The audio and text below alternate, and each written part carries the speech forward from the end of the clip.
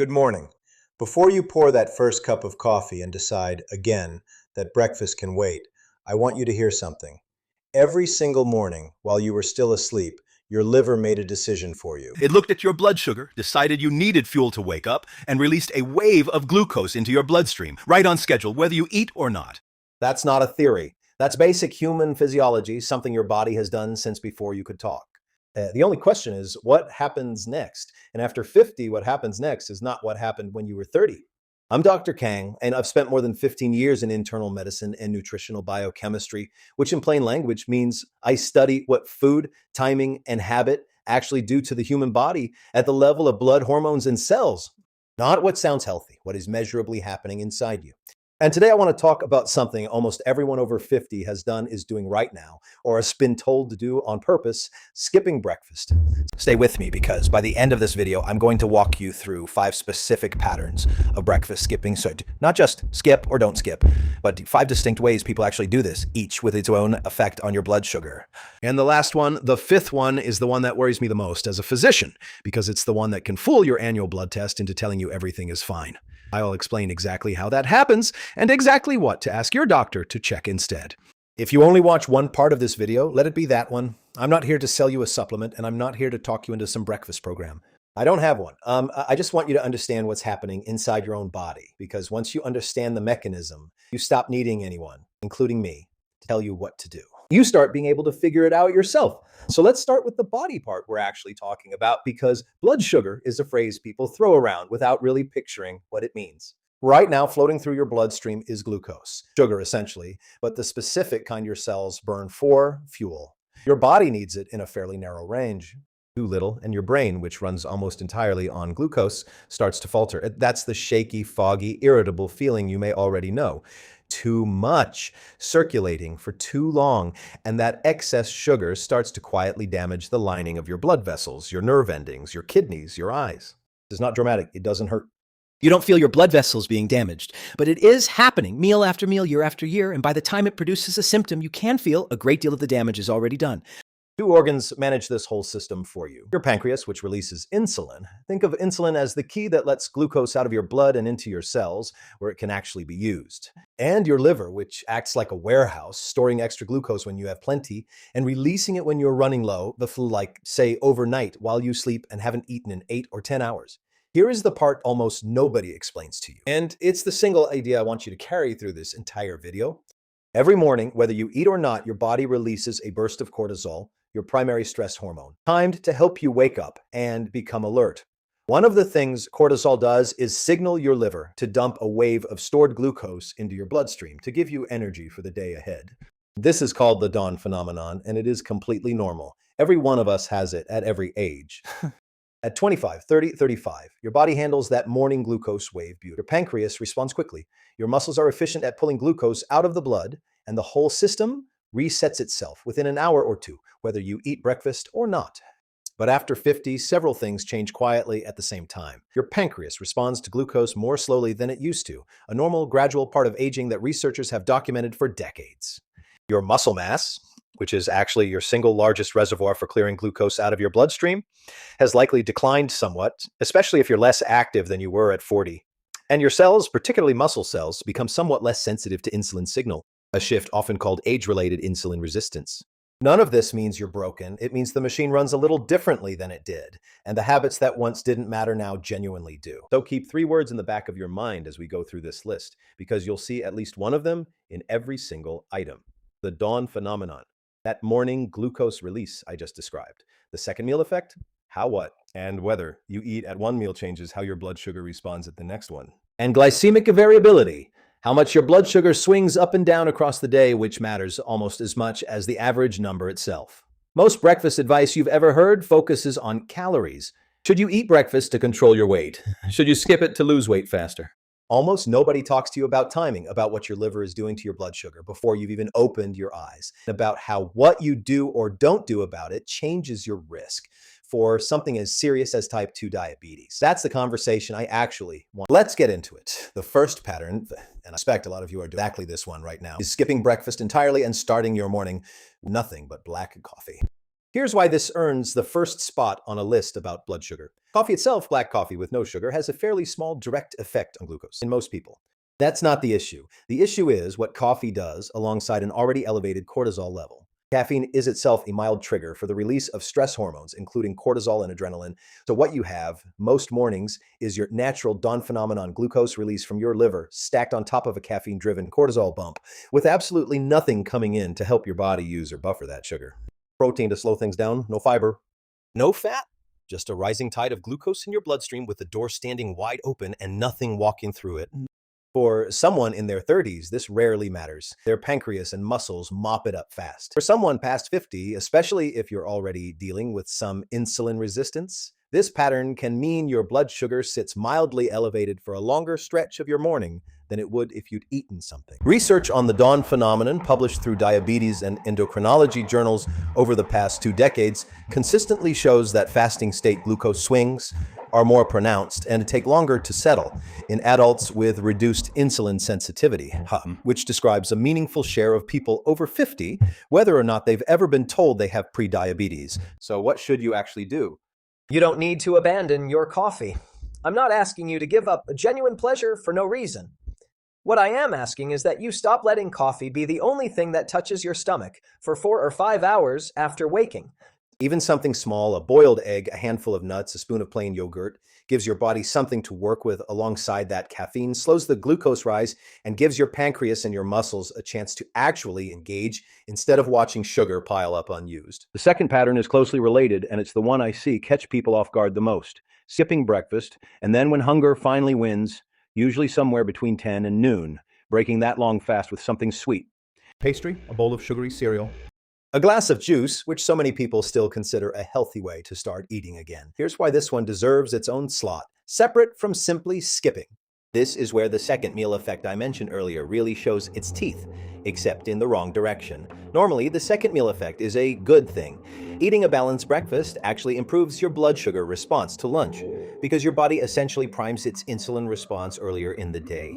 But when your first meal after a long fast is a rapid refined carbohydrate, white flour, added sugar, fruit juice with the fiber stripped out, you get the opposite. Your body, after 10, 12, sometimes 14 hours without food, meets that sugar wave with a system that's now more reactive, not less. The glucose spike tends to be sharper and higher than the exact same food would produce, eaten after a normal night's sleep with dinner just 8 hours before. A study frequently cited in this area, published years ago in the British Journal of Nutrition, tracked glucose responses in adults who skipped breakfast and then ate identical lunches compared to those who'd eaten a modest breakfast first, and found meaningfully higher post-lunch glucose and insulin responses in the group that had skipped. The mechanism lines up with what I just described to you, an unprimed system meeting sugar head-on with nothing to soften the landing. So what do you do instead? If you know you're the type of person who skips breakfast because you're genuinely not hungry in the morning, which is real and common, the fix isn't to force feed yourself at 7 a.m. The fix is to make sure that whenever you break your fast, whether it's 9, 10, or 11, the first thing that touches your system is protein and fiber, not sugar. 2 eggs, a small bowl of oats with nuts, not sugary granola. Even a piece of fruit, whole, not juiced, is dramatically gentler than a pastry because the fiber in the whole fruit slows how fast that sugar hits your bloodstream. The single easiest swap I can give you, whatever you'd normally reach for first when you finally eat, make sure something with protein or fiber gets there before the sugar does. Now stay with me because numbers 3 and 4 are the ones I find people get wrong even when they think they're doing everything right, including people who read a lot about health and consider themselves informed. The third pattern is intermittent fasting, specifically the popular 16-8 approach, where you skip breakfast on purpose, eat only within an 8-hour window, and fast for the other 16, done without any adjustment for the fact that you're now over 50. I want to be careful here because intermittent fasting has real published evidence behind it for certain people and certain goals, and I'm not telling you it's inherently dangerous. What I'm telling you is that the studies that made this approach popular were overwhelmingly conducted in younger, often middle-aged adults with more baseline muscle mass and less age-related insulin resistance. The mechanism that concerns me for someone over 50 is this. Prolonged daily fasting, especially when it's not paired with resistant exercise, can accelerate the loss of muscle mass, a process called sarcopenia that already begins to accelerate on its own after about 50, at a rate research estimates at roughly 1 to 2% of muscle mass lost per year if nothing is done to counter it. Why does that matter for blood sugar specifically? Because your skeletal muscle is your single largest site for clearing glucose out of your bloodstream after a meal. It's not mainly your liver, and it's not mainly fat tissue, it's muscle. Less muscle means less capacity to absorb the glucose you eat, which means the same meal produces a higher blood sugar spike than it would have 10 years earlier, purely because there's less tissue available to soak it up. So if intermittent fasting is quietly costing you muscle without you realizing it, you can end up with worse post-meal glucose control over time, even while the scale shows you weighing less, which many people mistake as pure success. This doesn't mean 16-8 is off the table for you. It means it needs a partner. If you're doing this style of eating past 50, you need resistance exercise, even modest, twice-a-week strength work with light weights or resistance bands to protect the muscle you have while you're fasting. And within your eating window, protein needs to come first, not last, because adequate protein intake is one of the few tools proven to slow age-related muscle loss. Skip breakfast if that genuinely works for your life and your hunger cues. Just don't skip the strength training that keeps the whole strategy from working against you. The fourth pattern is one I almost didn't include, because on the surface it doesn't sound like a mistake at all. It sounds like flexibility. This is the person who doesn't have a consistent pattern. Breakfast some days, skipped entirely on others, no rhythm to it, driven purely by how busy the morning is or how hungry they happen to feel. Here's why this belongs on the list, and this is where that third word I asked you to hold on to, glycemic variability, really matters. Multiple studies in adults with prediabetes and early type 2 diabetes have found that inconsistent eating patterns, day to day, are associated with greater swings in blood glucose, bigger peaks, deeper valleys, compared to people with a consistent pattern, even when total daily calories and total carbohydrate intake are nearly identical between the two groups. Your body, it turns out, likes predictability. Your pancreas partly calibrates its insulin response based on rhythm, what time you typically eat, how much you typically eat at that time. When that rhythm keeps changing, your insulin response has to keep recalibrating, and it tends to overshoot or undershoot more often while it does. Growing glycemic variability isn't just uncomfortable. Research increasingly links it, independent of average blood sugar, to a higher risk of the small blood vessel damage that shows up in the eyes, kidneys, and nerves over time. This is an area still being actively studied, and I want to be honest with you that the evidence on variability is newer and less settled than the evidence on average glucose control. But multiple studies point the same direction, and physicians are paying closer attention to it because it makes physiological sense, given what we understand about how the pancreas calibrates itself. The fix here isn't you must eat breakfast every single day starting tomorrow. The fix is pick a pattern and hold it. If you're a genuine breakfast skipper, be a consistent one. Same rough eating window every day. If you eat breakfast, do it around the same time most days. What your body seems to punish is not the absence of breakfast, it's the unpredictability. Now, number 5. This is the one I promised you at the start, and it's the one that concerns me most as a physician because it's invisible in exactly the place you'd expect to catch it. The pattern. Skip breakfast. Maybe you've done it for years. Maybe it's genuinely worked for you. And at your annual physical, your fasting glucose test comes back normal. Your doctor tells you your blood sugar looks fine. You feel reassured. And here is precisely where the reassurance can quietly mislead both of you. A standard fasting glucose test measures your blood sugar after roughly 8 to 12 hours without food, which, if you're a habitual breakfast skipper, might actually describe your blood sugar most mornings anyway. It tells your doctor almost nothing about what happens after you eat. And for a lot of people over 50 with early insulin resistance, the fasting number can look completely unremarkable, while the post-meal number, how high your blood sugar climbs, and how long it stays elevated after lunch or dinner, is already becoming a real problem. This gap even has a clinical name doctors use: isolated postprandial hyperglycemia, meaning your after-meal blood sugar is elevated even though your fasting number is not. There's a second layer to this tied directly back to pattern number 2.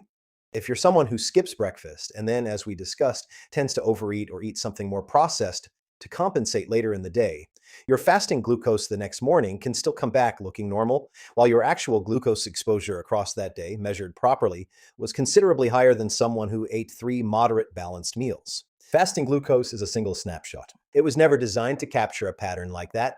This is genuinely the finding that keeps me up at night as a physician, because prediabetes, caught early, is one of the most reversible conditions in medicine.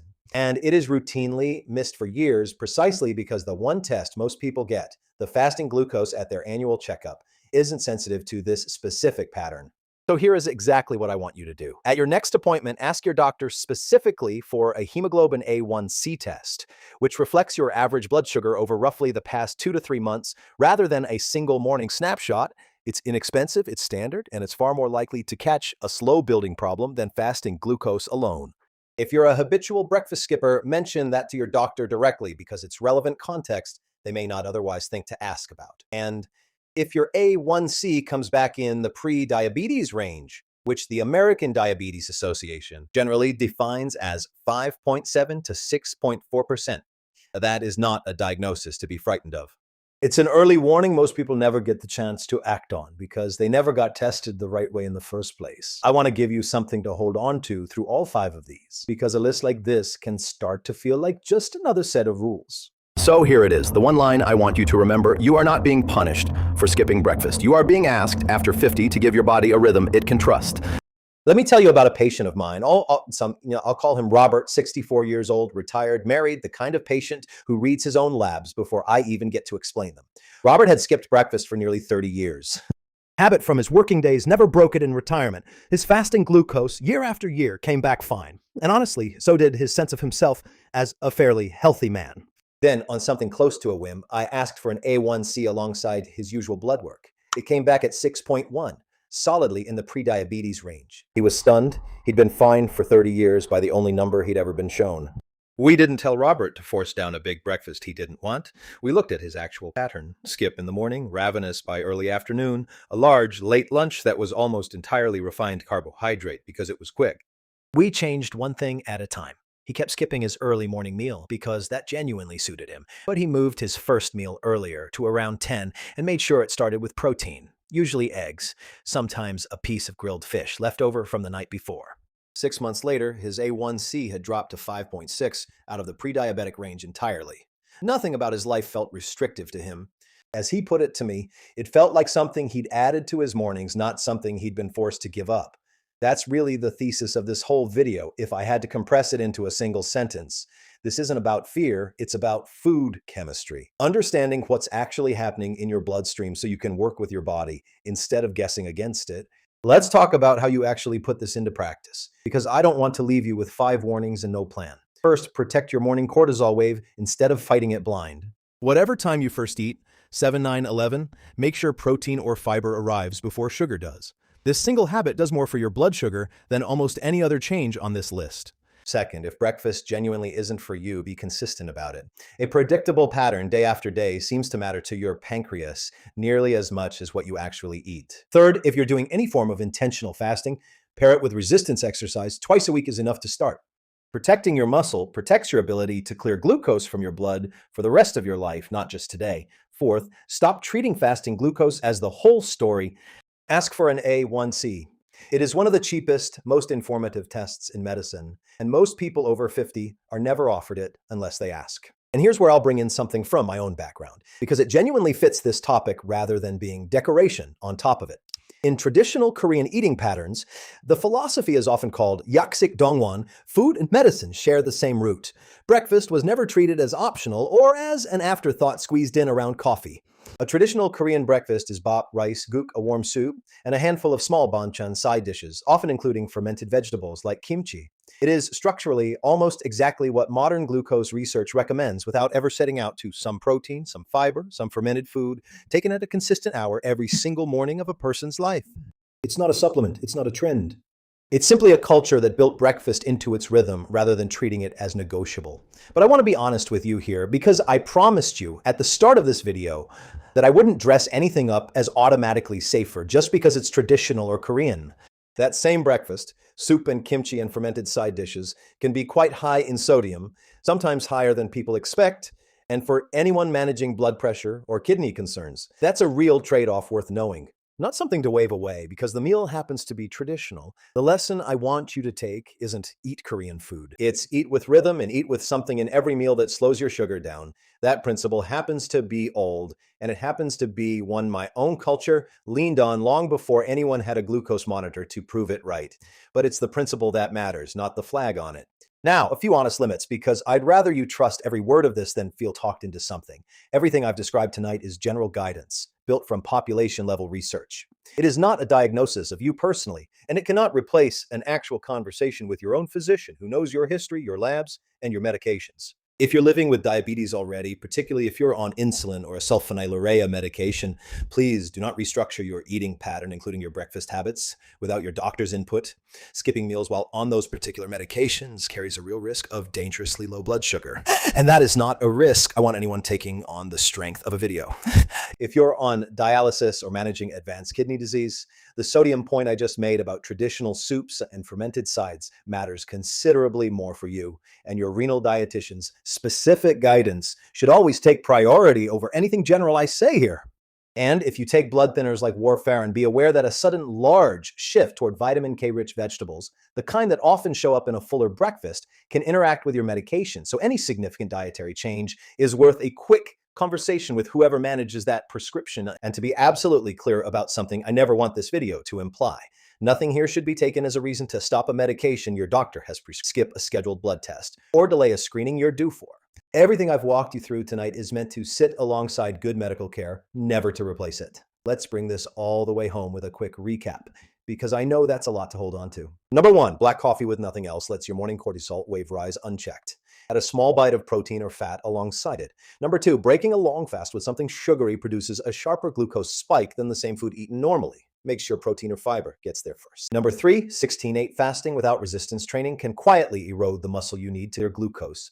Pair any fasting routine with strength work twice a week. Number 4, an inconsistent day-to-day pattern creates bigger blood sugar swings than a steady one. Pick a rhythm, even an imperfect one, and hold it. And number 5, the one I most want you to act on. A normal fasting glucose test can hide a real problem. Ask your doctor for an A1C, especially if you've skipped breakfast for years. You know, if you only start with one thing tonight, make it that last one. It costs you nothing but a sentence at your next appointment, and it might catch something years before it would otherwise show up. This isn't about fear. It's about food chemistry. Understanding your body well enough that you're no longer guessing. I genuinely like to know which of these 5 surprised you the most. Tell me in the comments. I read every one of them, and if you've had an A1C test recently, I'd love to hear what it showed. If this is the kind of real sourced information you want more of about healthy aging after 60, consider subscribing. That's exactly what this channel exists to give you. Nothing more, nothing less. And if someone in your life has skipped breakfast for years without ever thinking twice about it, your spouse, parent, friend who lives alone and doesn't bother cooking for once, send them this video. It takes 10 seconds, and it might be the reason they ask for the right test instead of the wrong reassurance. Next week, I want to take you through 5 everyday drinks that are quietly raising blood pressure in people over 60, including one that most people still believe is heart healthy. I'll see you there.